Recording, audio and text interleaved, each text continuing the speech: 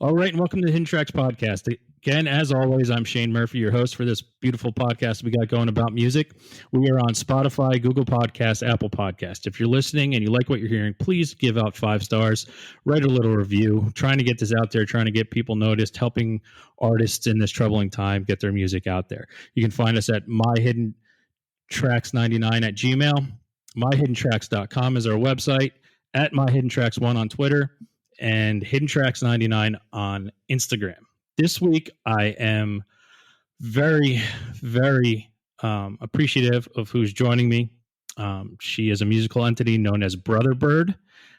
She is an amazing artist, very talented. In my estimation, she has the best song I've heard in the past 5 years called Leave It Alone, that I play for everyone whenever I get a chance. So people can hear something new that's amazing. And I would just like to welcome her onto the podcast. Caroline, welcome. Wow. Hi. Thank you so much for having me and the kind words. Listen, I have kind of force-fed Leave It Alone to people. It's how I found you. So I'm a huge Manchester Orchestra fan, seen them a bunch of times. And as I do, I go through deep dives on the internet, finding music, and all of a sudden it pops up Brother Bird. And I was like, all right, what is this? And the first song on the EP was Leave It Alone. And I literally stopped what I was doing, played it 4 times, ran upstairs, played it for my wife, sent it to my friends. And I was just like, this is unbelievable. And everybody's like, wow, everybody said, this is amazing. Who is this? I was like, I don't know. It's Brother Bird. It's an EP. I don't know who it is. I'm like, I just found it. It's the greatest thing I've ever heard. And then I had the opportunity last year to see you. Very cool. You opened for Bad Books in Jersey City, and I was there, and I dragged people with me, not only for Bad Books, but it was kind of specifically for you, because I was extremely excited to see you live and to see you perform, and you didn't disappoint. Thank you, man. That's so kind, and that does mean a lot. That song in particular is so close to my heart. So anytime anyone talks about that or how they can relate, or they've just shared it around, or just found like a special place in their hearts for it, it's just, that means a lot, because that's one of those songs that's hard for me still. I've played it a lot live, but it's a tricky one to get out without getting like the little bubble in your throat. Yeah. I can only imagine. Yeah. Man, that was probably my favorite tour of all time. That was so much fun, because I've been such a Manchester Orchestra fan, and everything that comes along with it. Kevin Devine, Bad Books, the whole Manchester fam. So that was really, that was such a special tour. Yeah. And let's be honest, you did a cover of Dear on YouTube of Manchester Orchestra. Yes, I did. And Andy Hall's mother found that. Is that correct? That and is. Sent it to Andy? Yes. So I, in high school, I had this YouTube channel, and it was not, I did not look myself as a future musician by any means. Like, I did not think it would be my career path. It was just kind of like a fun way for me to get out there without, really getting out there.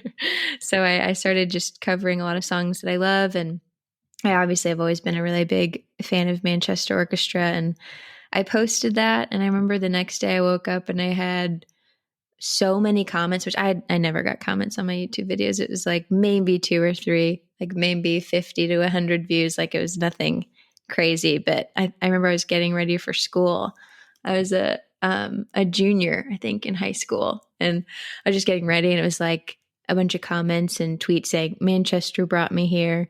And yeah, he messaged me. He was like, hey, I really love your stuff. I would love to work with you one day, and sent me an email. And he's just really super encouraging from the jump. And I was like, how do I work with him? I've never written a song. Like, I had no idea what that would look like. But I basically just started, that was like the beginning of a really awesome friendship. And gosh, now they're completely just family to me, that whole group of people. So it's really, really, really cool. Very full circle moment for sure. Yeah, I can only imagine if you get, that opportunity to someone that you completely, you you love them, you respect them, and it's one of those things where you never think you'd be able to actually talk to them. Kind of like what I'm doing now, talking to someone that I never thought I'd have a conversation with Oh, about that's really music, sweet. and just the journey. And this is where it all stems from. Uh, Yeah. the journey of everything. So my question to you is, and it's how I like to start off all of these, is when did music change for you?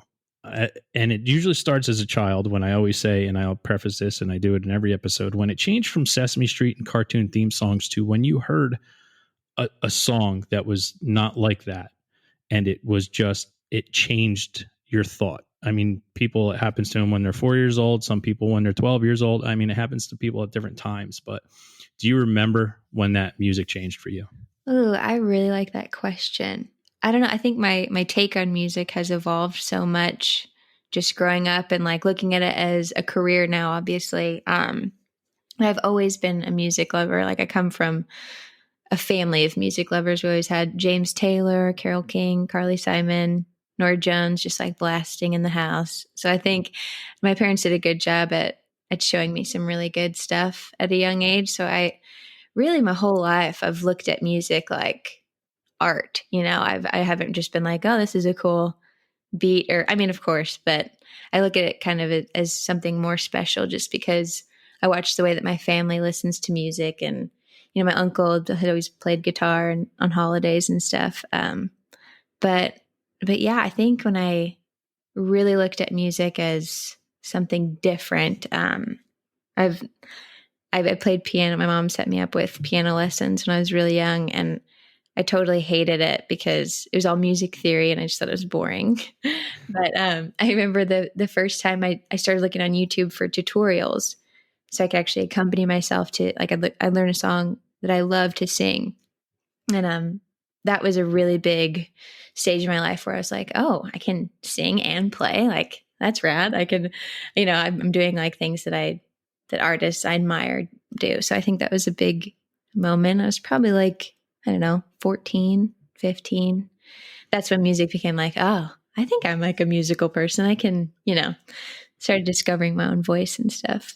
If that answers your question, I don't know. Yeah, no, that's awesome. It's all about that journey, that little stuff, that having that music in the background. And I always say that music, it's so encompassing, and there's so much different stuff out there, and it is one of the, in my regards, the greatest art that's out there, because you can create anything, different Yeah. types of sounds. I mean, there's stuff that people be like, it's garbage. It's some guy banging on pots and like plucking a piece of waxed, dental floss and Yeah. calling it music, but they're making sounds and it's music, and somebody else might like it. And it Yeah. only takes that one song to change a life. As I always say, I don't want people to ever get discouraged in being an artist and limitations. And it started back in the '80s when they had the explicit lyrics thing on there. When you're starting to tell artists how to do their art, it no longer becomes art. Yeah, I completely agree with that. So, 14 years old, you find that and you start figuring out things about how you want to do and music you like. Where did that musical journey take you? I mean, because if you're starting on piano, I mean, a lot of things derive from that, and you get into people who played piano, like probably in your eras, the Ben Folds, the big piano Oh, player yeah. at the time. Don't even get me And started with Ben Folds. Man, I have seen him. I've seen him 9 times live, which is like, it's intense. But I was the girl, like he was, I mean, when I think of my experience in middle school and high school, like I put it to the soundtrack of Ben Folds because I was just always listening to him. And like I was the girl after the show, like waiting by his bus, like, look at me. Like I wanted to meet him. I just wanted to like look at me, yeah, Very obsessed. So yeah, yeah. I have his poster hanging right here in my studio, giving me He's the so middle great. finger. So, yeah. Yes, yes. So what where did that lead you? Like, what did you start getting into? What did you start listening to? You're in high school, and there's all different things out there, and especially today there's so much music and so many different ways to find it. Where did it lead you to? Like, did you get kind of tunnel vision, or did you always explore into different sounds and music? Yeah, I mean, definitely had the Ben Folds tunnel vision for a while. I loved, I mean, obviously Manchester Orchestra, dove really deep into all of their stuff, and loved Ingrid Michaelson, still do love Ingrid Michaelson, Nora Jones. I don't know. I've always really enjoyed finding the kind of like less discovered stuff. So I would always, you know, I just love discovering new things. So it definitely took me down that path for sure. But yeah, Because you feel like you own it, right? That's how I am. When I find something new, I feel like I own it. And people are like, "Well, I didn't discover it." Well, you did. You discovered it for yourself, and that's awesome. And now you're bringing it to other people that didn't have it. So, yeah, you know, it's absolutely. you take ownership of it. Like not to sound weird, but I took ownership of your EP because I was just sending it to everyone, being like, "I found this. This is amazing. Everybody needs to listen to it." I love that. I can definitely relate. When you find something really special, you're like, everyone needs to hear this. No one's lived until they've heard this. Even like from a young age, I remember like riding the school bus.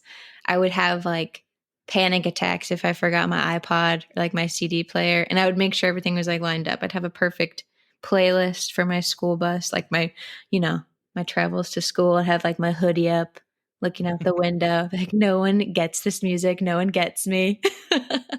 No one understands what it's like to be me. Nobody gets it. So yeah, I've just always been very, very connected to music and like a very, very deep level for sure.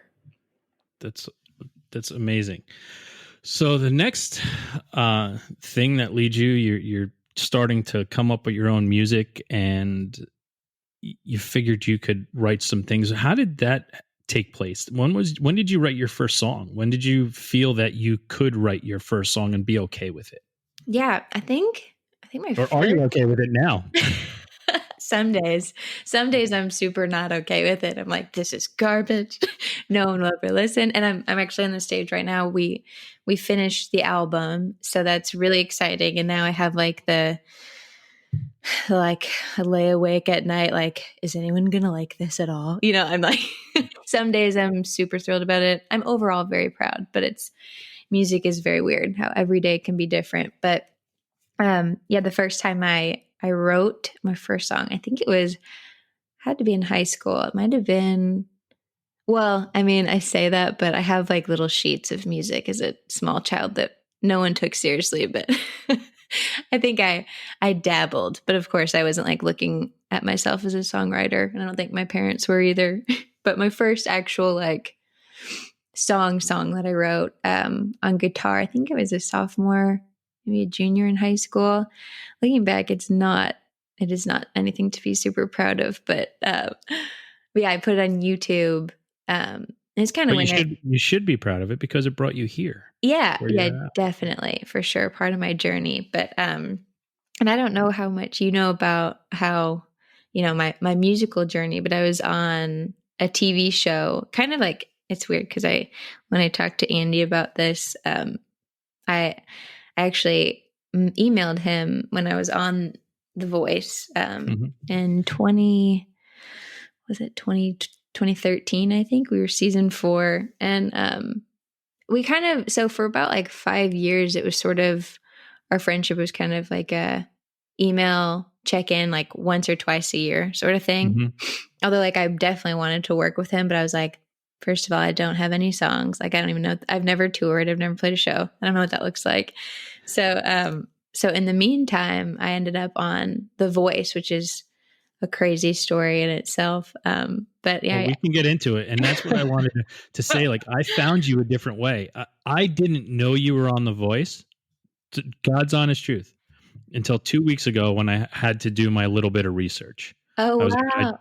I was like, I go, now I feel like a jerk. I'm like, but I also don't, because I don't need to equate her to that, because I'm equating her to Brother Bird. Right. And I actually love that. And that's a big reason I kind of started Brother Bird, was because, I mean, I was 18 when I was on the show. So much of what I was doing was just, I was learning how to do music in front of a large audience, like a TV crowd. So it's not like I want to hide or anything from what I've done. I'm really proud of where I've come from and the things that I've done in the meantime. But I am a completely different artist than I was, and I didn't want someone to see me at a show, under Brother Bird and then immediately like Google my blind audition from when I was 18. You know what I mean?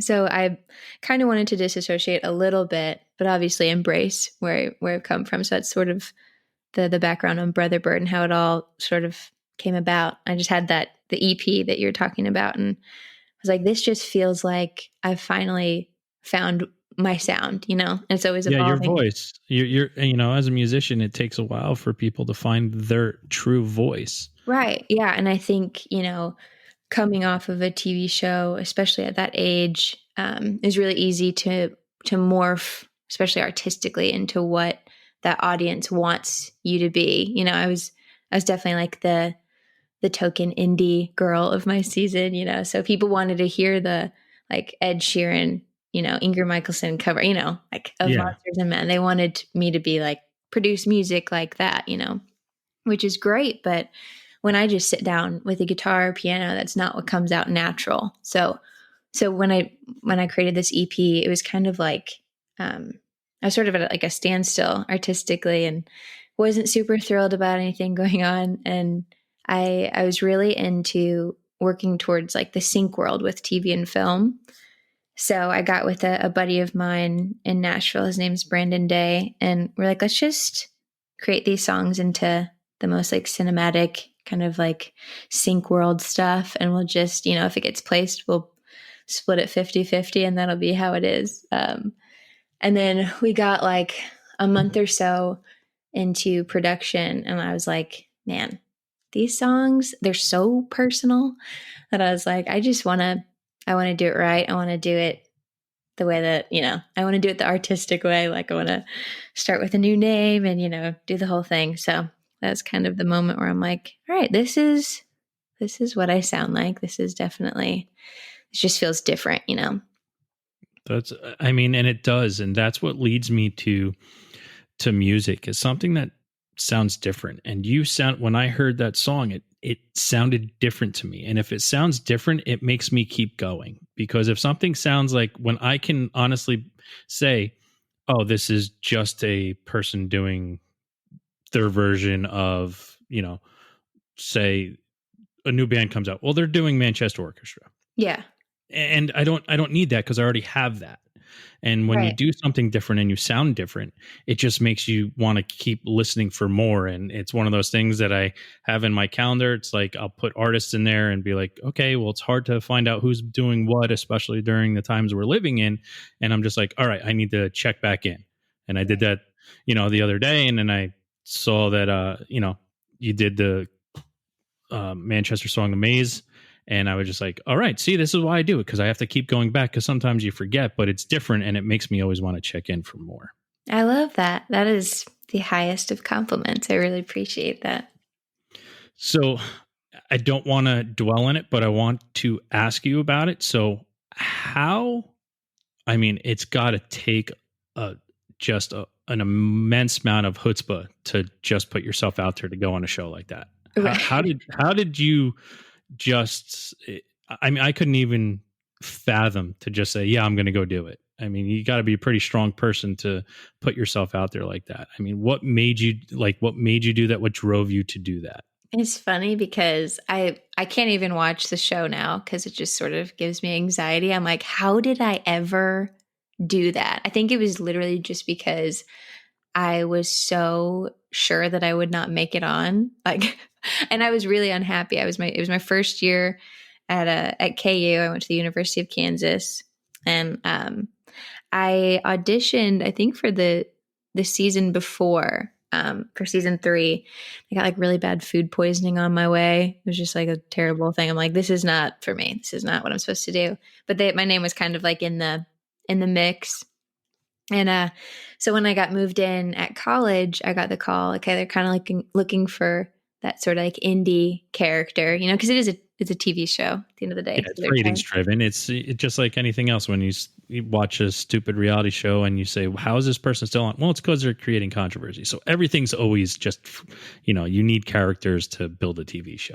Exactly. Yeah. So, and meanwhile, it was I was 1 month in at KU and super unhappy with what I was doing. Like I just wasn't inspired by anything musically. Like I remember even the first couple weeks I moved in, I was like, I want to start a band. Like I want to find cool people to do like a band with.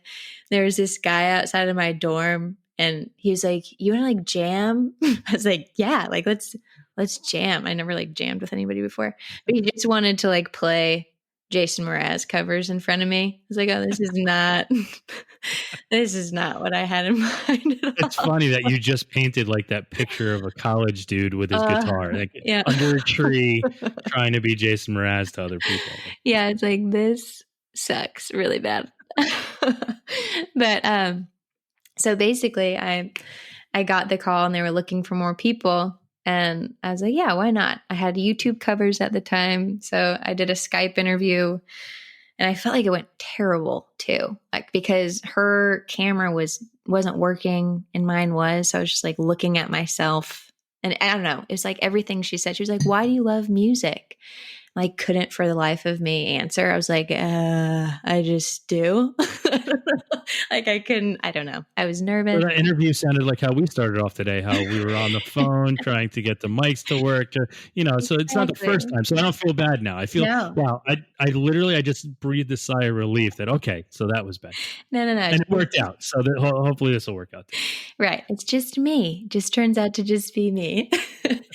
But yeah, I was just really pessimistic about the whole thing. And then I got the call to go to LA again, just like shocked that I was even in the group of people. And then I kept moving forward through different rounds of the TV show, which was insane. I was like, I'm surely going home this week. This is not. I mean, I was in the mix with like Michael Jackson's background singer. I was like, this is not, I've never even played a show before. This is not for me at all. I didn't know what I was doing. Very insecure about the whole thing. But it's funny that you say like, you have to be a really strong person to do that, because normally I would think the same thing, but I was just flailing around just aimlessly like, what am I doing here? But I learned a lot for sure. I don't think there's a way to get, a quicker way to get tough skin than to be on a national television show and then go read the YouTube comments. Well, yeah, just that'll toughen you up really fast. that's what I mean. You have to be strong to be able to put yourself out there like that. And not many people could do it. Even like regular musicians who were never on a show like that might not even ever try to do something like that. So as much as you want to distance yourself from it, you have to take that on you and be like, look at what I did. Right. And appreciate the fact that you did something that a lot of people are never going to do. Totally. And I am so appreciative of that television show because it launched my career. It's not like I'm super proud of every performance I've ever done. No one is, but it's part of my story for sure. And I'm forever grateful. I met my husband on the show, which is wild. So yeah, I have a lot to be thankful for sure. So you get that little bit of thick skin from reading comments and everything, but you learned how to perform in front of a lot of people. I mean, you didn't get to see the faces of the people watching through the TV, but now you get to see the faces pre-pandemic, going on tour and seeing the faces of people. What's that experience like? Some people that are there to see you. Yeah, I love it. Gosh, especially this year, it made me realize how much I love touring. Like I need it. Like I love it so much. And my favorite part is just afterwards, at the merch table most of the time, because most of the time I meet really, really cool people and get to talk music with them. But yeah, playing in front of people, that's definitely what it's all about for me, for sure. Yeah, that's why I'm doing this, because talking to people about music it's quite possibly my favorite thing in the world to do. That's why I started a podcast about it, because I've met so many different people at so many different shows that next thing you know, you're talking for 2 hours about music. You never met this person before in your life, and you're having one of the most intense conversations, and then it's over and you never see them, and you're kind of like, wow, that was really cool. And then it's just like, oh man, now I have to look for someone else to have that conversation with. Yeah. That's why you and I are doing it today. Yeah, exactly. So when it comes to music, what is your, so I know it's really hard for people to pin things down. Like when you ask someone for their favorite band, we make jokes on this sometimes. They're like, well, what's your favorite band? Someone's like the Beatles. They're like, okay, well, that's off the table. But what's your, do you have a favorite band that you just constantly are like, all right, this, I need to listen to this and constantly listen to it. It's something that is, it goes away for a little while and you bring it back and you're like, yeah, this is why they're my favorite band. Oh man, I have so many of those. I mean, So do I. I have 182 because I add one every time I put on a record that day. I'm like, okay, well, yeah, these guys are my favorite. Yeah, I mean, as far as like bands that I continue, like I have to listen to their entire record, start to finish, just anything they release. I love Fleet Foxes so much. I love Andy Schaaf. He's kind of like a recent discovery. And it sounds like a given, but Manchester Orchestra, it's like they're family to me now. So it's really easy for me to like disassociate myself with how just brilliant their music is until, like, for instance, we were working on our albums really at the same time. So, and I would stay at Andy and his wife. I'd stay at their house and we would just kind of like swap back songs back and forth. So I've gotten to listen to the new stuff. I'm like, oh my God, this is why, this is why you guys are who you are. Like, I just forget how incredible they are, but they're definitely one, for sure. I love Singing Color. Anything Dallas Green does is really great. Those are some super inspiring ones to me. So you brought it up playing front to back, and I talk about it all the time on skippable records where like you just have that from song 1 to song, you say either it's 10, 12 or 15, however many songs are on it, you're not going to ever turn it off. Oh yeah. Or try to get to the next song. Yes. Is that you can do that probably with a lot of music. But is there that one constant album that this all started, by the way, you may not know, this whole thing started with me and my buddy sitting around arguing about unskippable albums. Okay. And it was one of those things where, we're all getting into agreement on certain things. And then you picture, I brought it up on my previous podcast because it was pretty funny. We're sitting there, we're arguing about Guns N' Roses and we're arguing about Led Zeppelin. And then all of a sudden, just a bunch of manly guys drinking IPAs around a fire. Somebody goes, yeah, but Peter Gabriel's So is a perfect album. And then all of us are like, oh yeah, that's perfect. Like, we're not going to skip one song. And I was like, do you guys realize we just argued about Guns N' Roses and we're just like, we're going to be okay as grown men and saying Peter Gabriel's So album is perfect. And we're like, yeah. I was like, all right, so this is a conversation. Yeah. I love that. That is a great conversation. And I'm really glad that they were spoken about in the same breath. That makes me really happy. But yes, I love listening to albums start to finish for sure. That is important, especially like sequencing your own album. Like, I just take that so seriously. And the songs are intended to be listened in the order that they're placed. So I love listening to an album start to finish. Yeah, I had a conversation with Austin McCool from the band Future Thieves out of Nashville, and he had said, because I bring that up a lot of Unskippable, and he said they made their second album so you can't skip. So because it just bleeds into every song, and the way it was placed and recorded was so that you kind of have to listen to it as one entity. Yeah, I think I like that too, because it also takes away from that buying that 99 cent or $1.29, the one song you like, which I think it's good in a way, but I also think it's extremely detrimental to artists. Yeah. When you put all of your heart and soul into making a full album and someone just like, yeah, I like those 2 songs and that's it. But they don't get to listen to all the other songs over and over again to realize that, wow, this whole thing is amazing. Yeah. Totally.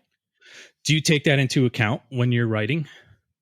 When I'm writing, not so much. When I write, I just kind of like spit out whatever comes to me that day. But definitely when I'm like deciding on full albums or EPs and just making sure they're all cohesive, like this one that we just finished, like the first Brother Bird LP, yeah, it's been like, gosh, 2.5 years of like, what songs are going to be on this? Does this make sense? I don't know. But yeah, I will drive myself crazy thinking about that for sure.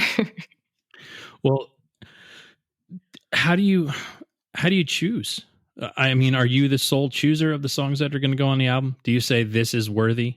I mean, who says that? Because to me, music is music, and I think everything is worthy to get out there. If you have a message to say and you took time to write that song and record it and put it out, even if you may not think it's worthy, Mhm. someone else might. Oh, yeah. So how do you choose? So I worked on this album with Andy Hull and Robert McDowell from Manchester Orchestra, and I mean, I just respect them so much musically, and they were super hands on. I mean, there were a few weeks. It was before we went out with Bad Books. Actually, it was in between the West Coast and East Coast runs that I was in Atlanta, and I would kind of like write a little bit and like send them stuff, and write a little more and be like, "Is this cool?" And I'm like, "Can we turn this into something?" So they were really cool at just helping it all kind of come together into one cohesive thing. And especially sonically, they were so helpful. Cause I mean, sometimes I can be really scattered and I never want to like hear a song next to another song on the album and be like, this doesn't belong in the same thing. But I mean, they're really great at kind of creating that cohesiveness and like, oh, these belong in the same family, you know? So yeah, I don't know if that answers your question. Yeah, no, it does. And, you know, I don't want artists to get discouraged about something if somebody else doesn't like it. And I know everybody respects certain people's opinions, but don't ever throw something away. Oh yeah, for sure. You know, I just hate when people just throw stuff away or, you know, always put it down because you never know how amazing or how much of a difference that song could make to somebody you've never met before. Oh yeah, absolutely. I completely agree with that. So what was it like when what was your first tour? Was going out with Bad Books your first like big tour that you went out on, or what? So under Brother Bird, I actually went out with Manchester Orchestra and the Front Bottoms. I think it was December 2018, I think. And that was huge. Man, it was incredible. Their crowds are phenomenal and the people in the rooms were amazing. That was really special, especially like coming off of, I mean, I've toured as like a road rat after The Voice. I had no idea how to tour, but I was definitely doing it. I was doing it constantly. And just not So the, I had to have missed you then because I saw Manchester. I didn't see the Front Bottom, so I guess it was right after that because I saw Manchester Orchestra with Kevin Devine, and then Half Wave, I think, opened for them. yes, it was after that tour. Okay. Yeah. So it was kind of interesting because my whole, you know, musical career up to that point, like under Caroline Glaser, I was kind of performing to the Voice audience, and a lot of times, I don't know, when you inherit a TV crowd or a TV fan base, it's just kind of like a different thing. And there were some amazing music lovers in the audience for sure, and people who still, you know, follow Brother Bird and everything, but it was a little, or it can be, you know, discouraging when you go out and play these new songs that you're stoked on.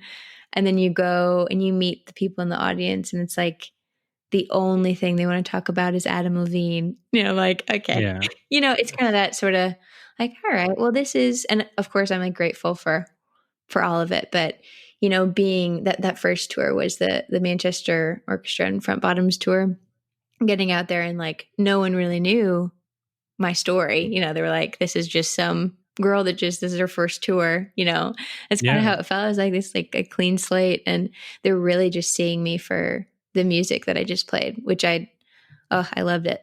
It was awesome. Yeah, no, and it's awesome. And like I said, like I feel bad that I didn't know, but in the same regards, I was like, I'm glad I didn't know, because sometimes you get that automatic, you know, and it's bad because it is for people like me. It's shame on me, but you see someone on that show, I'm like, yeah, okay, they're doing something for sure. And you get like that pigeonhole, and then I don't want to listen to what you're doing afterwards, but finding you as Brother Bird and then going back and I watched some of those clips and I was like, oh, you can tell immediately how talented she is. And I'm glad someone else latched onto that, like Andy Hall, to just say, no, you're amazing as who you are. You don't have to fall into any other category. You're just talented, and that's pretty awesome. Well, thank you. You have any guilty pleasures you like to listen to, like when you're on tour? Like, do you like pop in like a Bieber song or? Oh man, that's really funny. That is really funny that you said that because I do have a kind of hilarious story to go off of that, and then I'll answer your question if I can think of any guilty pleasures. But that, oh man, so when we were filming for The Voice, we did a bunch of digital shorts. And there was one thing, it was just like when we were there for a day of filming. And one of the hosts is Christina Milian. And I'm going to hate myself if I just pronounce that incorrectly, but she's like a huge writer, great artist, and slightly scary. Like I'm pretty sure, I don't know, she's a very intimidating chick, Mm-hmm. And there was one little like segment where you walk in and you're not sure what you're filming, like what the interview is. You just kind of walk in and she's there and she's sitting on a stool. She's got sunglasses on and she's like, we're doing like a fire off questions thing, and that's all I get. So just cameras rolling. And then she's just she's asking a bunch of questions. And one of the questions was, what's the most embarrassing thing you have on your iPod right now? Or something like that. I was like, I panicked. I was like, probably, or no, it was like, what's the most embarrassing thing that you love to listen to? I was like, I don't know, like Baby by Justin Bieber. I just like said that. And then she took her sunglasses down, looked at the camera and she goes, now that's embarrassing. And then like didn't acknowledge it. And then we finished up the segment and the producers were like cracking up and they're like, you have to tell her. It's so funny. She's like, yeah, I wrote that song. I was like, oh, okay. She wrote Baby. She's one of the writers on Baby by Justin Bieber. And I was like, that's probably the most embarrassing thing I have. Like an idiot. That's fine. Yeah, but that's the best part about that. And that it's because it was probably truthful at the time. And you can't someone can write a song. That's fine. They didn't perform it or make it. I mean, listen, I think it's a fantastic answer, and that's shit you got to own up to and be like, yeah, no, sorry, it's still really embarrassing that I own that. Good for you for writing it, but it's still kind of embarrassing for me to have it. Thank you for making me feel better about that, because I was like, I left that day, I'm like, well, she hates me. It just ruined my life. Own that shit. Own that shit. You have to just be like, yeah, no, it's hey, good for you. You wrote that song. But you're probably making bank. It's awesome for you. But yeah. Yeah. Go get in your Land Rover and worry about how I insulted you for writing that song. Okay. So now I don't want to talk about an actual guilty pleasure because I'm sure you probably wrote it or something, or something. No, probably not. Oh man. Yeah, man. I don't know. A guilty pleasure. Oh, man, I have to think on that for a second. There is actually, I wish I had the name of the track, but so I'll either stay at Andy Hull's house or Robert McDowell. They'll host me, which is so kind, while I'm working with them. And both of them have little kids. And I think they had Bubble Guppies on. And there's a Bubble Guppy song. And Robert was like, you've got to listen to this. Man, I need to find the actual track because it's a phenomenal piece of art. Whoever wrote that song, this is beautiful. That's awesome. Oh man, it's great. It's really great. It sounds like straight up Beatles or something. I don't know. It's really phenomenal though. All right. So the Bubble Guppy's awesome. Yeah, Bubble Guppies. That's a guilty pleasure. That's awesome. Yeah. I'm honestly don't sleep on them because they're releasing some really great stuff. So how has it been? I mean, you've been recording for a while, I guess. How has it been trying to record through, our crazy this situation? Year? Yeah. So about a month or so ago, we wrapped up the album, which was super exciting. But up until that point, we were supposed to finish the album in March, and then everything kind of went to crap with COVID. So we're like, all right, let's just hold off. And there's a guy in Nashville. His name's Tim Bruns, who I usually don't write with people ever. but co-writing is such a thing in Nashville. And I wrote with him, and we ended up making a song that ended up on the record. So just through 2020, we've been writing on Zoom, which is it's like a kind of odd, but it works. We've written a handful of songs, and actually we're going to release one this upcoming Friday, which I'm really excited for. We just wrote it on Zoom, and then he just did the track, and then I just recorded on my crappy Audio-Technica mic and sent it over. but yeah, we have a handful of those songs. I'm kind of excited for those to see the light of day, and then I'm going to start releasing some stuff from the album, which I'm really thrilled about. But it's been kind of cool. We added another one during COVID, which I was like, we're definitely done recording, and adding songs. But it was cool.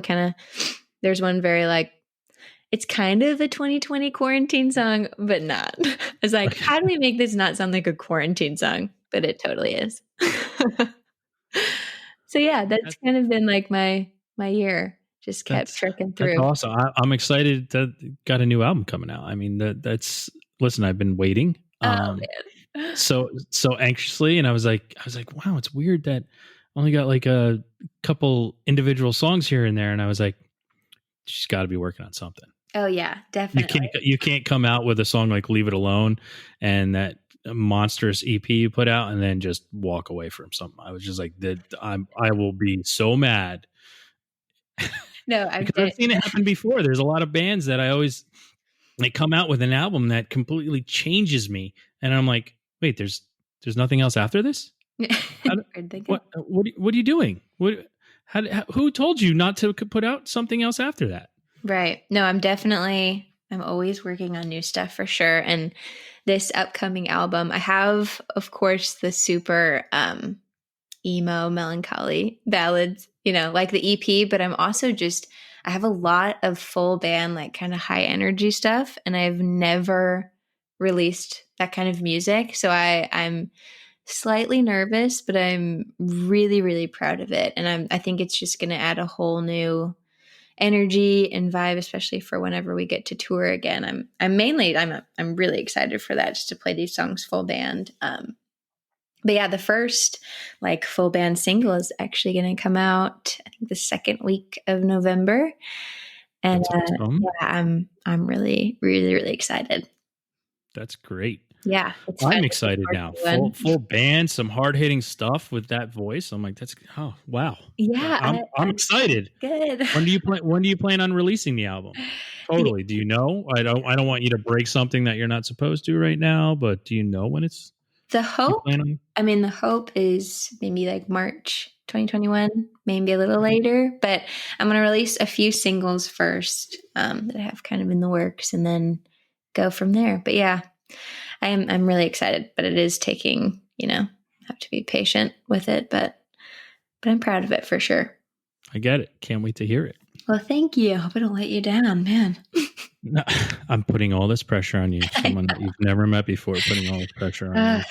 I'm sure it's pretty easy coming from a guy on the other side of a microphone instead of 50 million viewers and, TV cameras in your face the whole time. Yeah. So I'm sure you can handle this. I can handle this. Yes.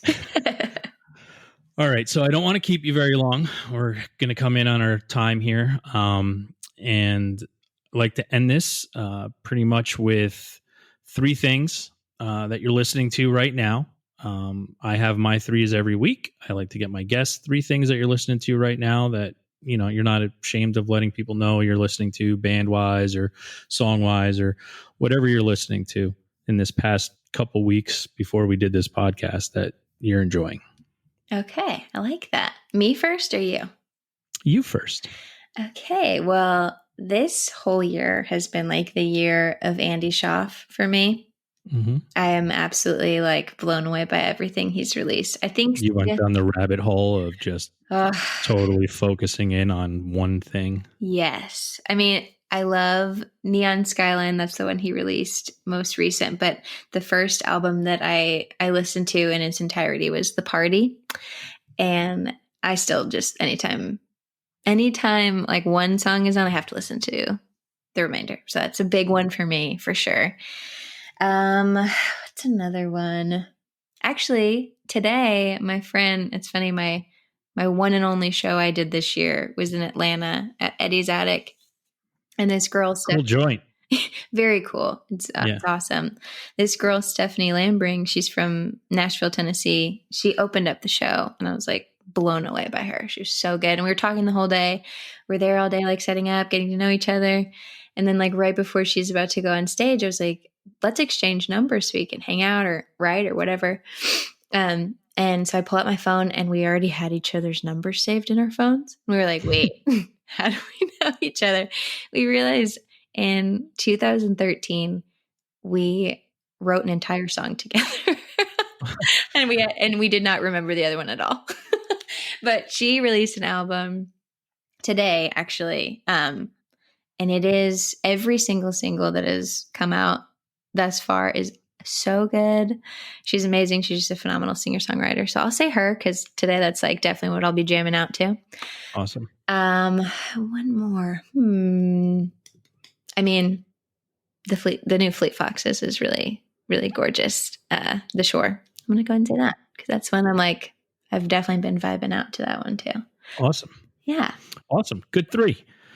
So my 3 for this week are, I'm pretty much sporadic all over the place. So many different tastes. I have Face to Face, quite in my top 3 favorite bands of all time. Punk band, California, been around doing it a very long time.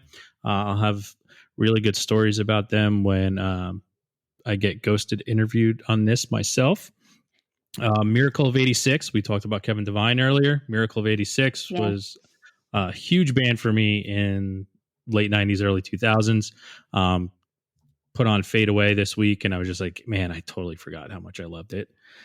And then Bears Den. Bears Den is a band from London, England. They're kind of that alt folk type of music that people like to call, but for me, they're just a pretty awesome rock band that has, an acoustic guitar every once in a while. So if anybody wants to check that stuff out, we appreciate it.